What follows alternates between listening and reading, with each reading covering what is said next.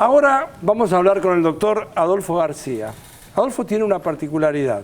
Es doctor en letras por la Facultad de Filosofía y Letras de la Universidad Nacional de Cuyo, pero su especialidad es neurolingüística. O sea, en algún momento tuvo que haberse producido un salto, ¿o no? ¿Qué pasó? Bueno, sí, sucedió así, digamos. Mi formación de base es la lingüística, ¿no? Pero en realidad fue distinto el derrotero de mi titulación, si querés, de lo que fue mi formación intelectual, en ese sentido. Entonces mi primer título fue de traductor, luego fui profesor de inglés y en el decurso de esas carreras me fui familiarizando con la lingüística, descubrí que se podía tomar el lenguaje y además de utilizarlo y malograrlo muchas veces, uno podía tomarlo como objeto de indagación científica. Y comencé a hacer mis primeros palotes en lo que era la investigación desde las perspectivas más tradicionales de la lingüística, ¿no? Y algunos de esos primeros trabajos que escribí, aún como estudiante de grado, que se publicaron, llegaron a manos de un grupo de neuropsicólogos en Nueva York, que me convocaron a sumarme para un equipo multidisciplinario que tenían para hacer investigación sobre el lenguaje desde una perspectiva neurocientífica. Y eso fue un quiebre para mí. ¿Y qué fue lo que pasó? ¿Qué es lo que les interesó a ellos? ¿Qué de lo que había escrito usted les interesó a ellos, no? Bueno, básicamente el hecho de que muchos de esos trabajos originales abordaban la cuestión del bilingüismo. ¿En qué sentido? Porque que haya personas bilingües, digamos, esto es más o menos estándar, no solamente en Estados Unidos, qué sé yo. Hay otros países en el mundo donde eso sucede. En Argentina pasa menos, aunque en realidad depende de la zona fronteriza, sí, porque la zona con la frontera con Brasil, con Paraguay, bueno, con Chile no, porque coincidimos en el lenguaje. Pero la pregunta es, ¿por qué objeto de estudio? ¿Dónde está el problema? Si es que hay un problema. Problema no en el sentido de algo a solucionar, ¿no? Sino en el sentido de algo a indagar científicamente. Pero ¿cuáles son las preguntas que nos hacemos?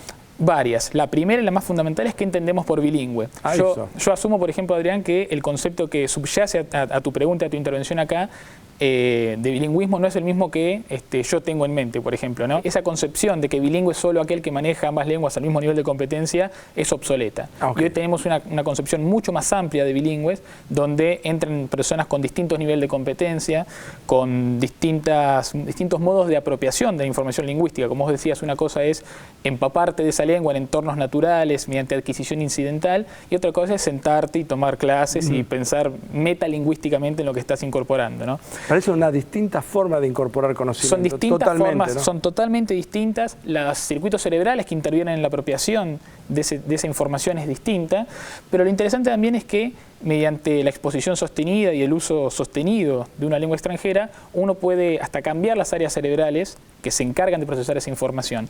Pero, por ejemplo, hay como distintos hitos etarios, yo diría. Etarios. Claro. Entonces, por ejemplo, un punto crítico para la sensibilidad a distinguir fonemas de una lengua extranjera se da más o menos entre los 10 y los 12 meses de vida.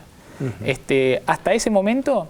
Explica un fonema, ¿qué es decir? ¿Un sonido? Digamos un sonido, la representación mental de una familia de sonidos, ¿no? Yo, por ejemplo, puedo decir acá, no sé, Pablo, Pablo, Pablo, y ninguna de esas P, de las A que mencioné, fueron físicamente iguales.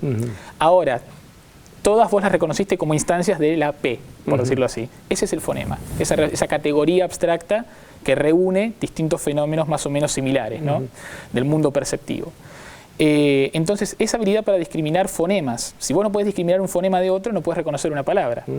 Entonces, esa habilidad para discriminar fonemas de una lengua o de otra tiende como a fosilizarse y especializarse para la lengua del entorno alrededor del primer año de edad. Hasta el primer año de edad, los niños son capaces de reconocer diferencias fonémicas entre cualquier lengua. No importa si yo les presento fonemas del español, el chino, el japonés, distinguen esas diferencias fonémicas. A partir de los 12 meses de edad, ya el oído empieza a devenir sordo a los contrastes que no pertenecen a la lengua del entorno. Y allí hay distintos hitos, ¿no? Por ejemplo, hasta los 5 o 7 años de edad es un momento óptimo para la adquisición automática, no reflexiva, no consciente de información gramatical. Por ejemplo, las habilidades fonológicas son muy buen predictor de la dislexia. Por ejemplo, generalmente los chicos disléxicos, digamos un trastorno más o menos selectivo en las capacidades de lectura, tiene una alta correlación con las deficiencias en procesamiento fonológico. Por ejemplo, determinar qué sílabas suenan parecido o cómo se pronunciaría una palabra si le sacas un sonido, que son habilidades fonológicas y son predictoras del nivel de desempeño lector de los chicos. Tengo una pregunta respecto de pensar. O sea, ¿cuándo y en qué momento una persona incorpora un segundo idioma? ¿En qué piensa? Pensamos, pongo el ejemplo castellano y español, castellano e inglés, simplemente porque me parece que en la Argentina o en Estados Unidos mismo es el caso más, digamos, más claro. Digamos, yo me di cuenta, por ejemplo, que había aprendido a hablar en inglés cuando me di cuenta que pensaba en inglés. Hasta ese momento, hasta bastante adentro de mi instrucción, no me había dado cuenta. Yo creo que pensaba en castellano y traducía. Ahora, cuando hablo en inglés, pienso en inglés. Claro, claro. Ahora, eso supongo que es una diferencia. ¿Cómo la viven ustedes? ¿Qué dice la ciencia? Se ha estudiado mucho, y esto que vos referís, digamos, de modo anecdótico, de hecho se ve confirmado por varios estudios, digamos, en los que vos ves bilingües de muy bajo nivel de competencia en su lengua extranjera, ¿no? Que tienen 1 año, 2 años de estudio de esa lengua. Vas a ver que hay distintos paradigmas experimentales que uno puede utilizar, y descubrís que cuando tienen que procesar una palabra en su lengua extranjera, digamos, llegan al significado, pero por el peaje del equivalente en la lengua nativa. Hay una traducción en el medio. Hay una traducción en el medio que es consciente, es inconsciente, perdón, automática, y se da en umbrales temporales muy cortitos, digamos por debajo de los 400 milisegundos se da ese proceso, o sea, sucede por debajo del umbral de tu conciencia. ¿Eso se mide? Eso se mide, lo podemos medir con, sobre todo con electroencefalografía de alta densidad, con potenciales evocados. Pero luego, digamos, el sistema se va consolidando a medida que vos utilizás más esa lengua, y de repente esas unidades léxicas de la lengua extranjera pueden acceder directamente al significado, y ya no hace falta ir por la colectora de la lengua nativa, digamos. Y sí, estas son cosas que uno puede estudiar científicamente, neurocientíficamente, mediante técnicas como la electroencefalografía, con resonancia magnética funcional, e incluso con medidas más modestas y típicas de la ciencia cognitiva, como la medición de tiempos de reacción. ¿Cuánto tarda una persona en reconocer que una palabra es equivalente de otra, por ejemplo? Ahora, si una persona, yo me anoté un ejemplo, si yo escucho la palabra saltar, por ejemplo, la palabra saltar, por un lado, yo sé lo que significa saltar, pero al mismo tiempo creo que leí que decía que lo que sucede es que uno está articulando con lo que significa saltar, como si estuvieran activándose neuronas motoras, como si yo estuviera a punto de saltar o me imagino saltando. ¿Es así? Es así, exactamente. No siempre se supo que era así.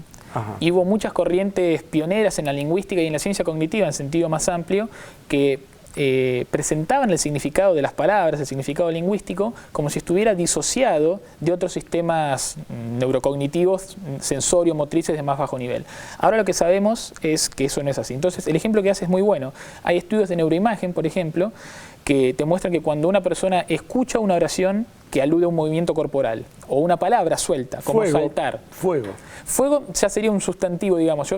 Quiere un verbo. En principio los verbos son, también hay estudios con sustantivos, pero digamos, la evidencia más contundente viene con verbos. Ajá. Cuando vos escuchás el verbo saltar, parte de las neuronas, de los circuitos neuronales que se activan y contribuyen a tu comprensión de esa palabra, son los mismos que se activan cuando vos físicamente ejecutás la acción del salto. Qué notable. Es sorprendente, tiene implicancias teóricas porque echa por tierra muchos modelos que planteaban que el significado lingüístico flotaba como una nebulosa distinta de otros tipos de información que el cerebro guarda, ¿no? Ajá. Pero también tiene implicancias clínicas, y eso es una de las líneas que estamos abordando en el laboratorio. ¿Implicancias clínicas en qué sentido? En el sentido de que tenemos varios estudios que sugieren, esto es una apuesta por ahora, que podemos utilizar este tipo de verbos, lo que nosotros llamamos lenguaje de acción, como una ventana hacia el estado general del sistema motor en el cerebro. Entonces, hay patologías, por ejemplo, enfermedades neurodegenerativas como el Parkinson, sí, o el Huntington, que se caracterizan sobre todo por síntomas motores, ¿no?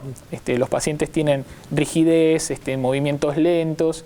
Uno, por ejemplo, puede ver que el paciente empieza a tener estos síntomas motores tal vez a los 50 años, 55, 60 años. Pero el proceso neurodegenerativo, la atrofia paulatina del cerebro, tal vez haya comenzado hasta 15, 20 años antes. No tenemos cura para estas enfermedades, pero todavía, y tal vez en algún momento, tal vez no, es un espacio de incertidumbre por ahora, pero lo que tenemos son distintas herramientas, formas de tratar de detectar tempranamente ese proceso neurodegenerativo antes de que tenga manifestación clínica. Entonces, aun si no podemos curarlo, cuanto antes lo detectás, tenés una mejor ventana para intervenir con un plan de rehabilitación. Y lo que estamos haciendo... Pero rehabilitación, ¿en qué sentido? Si no tiene, así como está planteado, parecería como no tiene cura. Yo le descubro algo que le va a pasar a alguien dentro de 15, 20 años y ¿qué le digo? Le aviso que le va a pasar.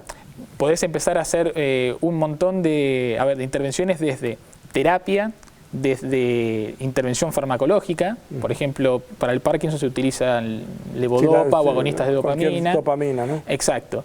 Y uno lo hace proactivamente, aún sin tener una evidencia clínica, ¿le da a alguien dopamina? A ver, insisto en esto. Esto por ahora es una apuesta. Y todavía, a ver, la idea es esta.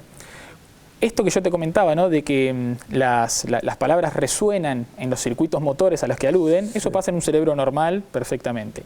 Nosotros tenemos una prueba en el laboratorio, esto es una línea de investigación que encabeza el director del Laboratorio de Psicología Experimental y Neurociencias, de INECO, el doctor Agustín Ibáñez, y tenemos un conjunto de publicaciones, la última la encabezó una gran investigadora, Margherita Meloni, donde lo que hacemos es lo siguiente, es una prueba sencilla. Yo te presento oraciones, ¿sí? Y las oraciones todas terminan con un verbo. Algunas de esas oraciones tienen un verbo que denota acciones de mano abierta, como saludar, acariciar.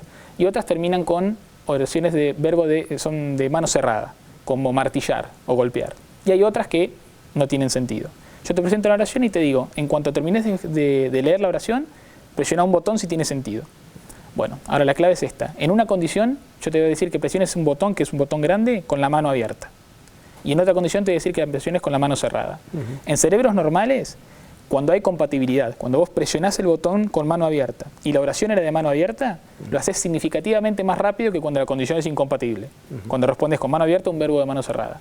Eso pasa en los cerebros normales, está muy sistemáticamente documentado. Hay muchísimos ejemplos de eso, no necesariamente así, ¿no? Digamos, por supuesto. Uno pone personas blancas, negras, cuando hay alma, o sea, esto está recontra estudiado. Pero lo interesante de esto es que esta conexión en particular apunta a la conexión entre una respuesta motora y el procesamiento del lenguaje de acción. ¿Qué pasa cuando haces esta prueba con pacientes de Parkinson o de Huntington? Ese efecto desaparece, está anulado. Y lo más interesante, en un estudio... ¿Pero qué quiere decir? O sea, que hace lo mismo. No hay facilitación. O Responde sea, no hay a la misma diferencia. velocidad, no hay diferencia de tiempo, exactamente. ¿Y cuál es la conclusión que ustedes...? Esto lo hemos visto con pacientes en etapas muy tempranas de la enfermedad y en un estudio hicimos eso y aplicamos la misma prueba a parientes de primer grado de los pacientes. ¿Y tienen publicado eso así? Está todo publicado, sí.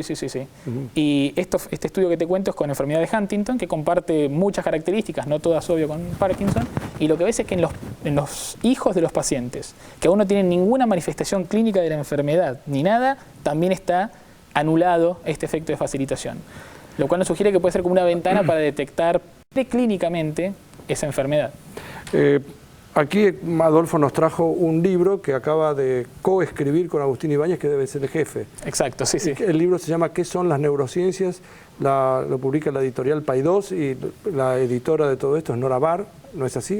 Exactamente. ¿Y cuál es la idea? ¿Qué es lo que alguien que lee el libro, qué aprende? No hace falta que me diga puntualmente porque se me hay que leer el libro, pero ¿sobre qué versa el libro? La idea es contribuir a lo que se llama la apropiación social de la ciencia. Es un libro de divulgación. Es un compendio, digamos, de conocimientos neurocientíficos sobre memoria, lenguaje, cognición social, sobre enfermedades cerebrales, que no presupone ningún conocimiento previo por parte del lector. Entonces uno se informa, que dice qué son las neurociencias, una persona que al principio no sabía y cuando termina de leer puede en principio tener una idea básica de qué son y qué estudian las neurociencias. Ese fue nuestro objetivo. Si hemos hecho la tarea medianamente bien, ese debería ser el resultado. Pero está pensado, exacto, para personas que no tienen ningún conocimiento previo. Se llama Adolfo García y estuvo aquí en Científicos Industria Argentina. Gracias, Adolfo.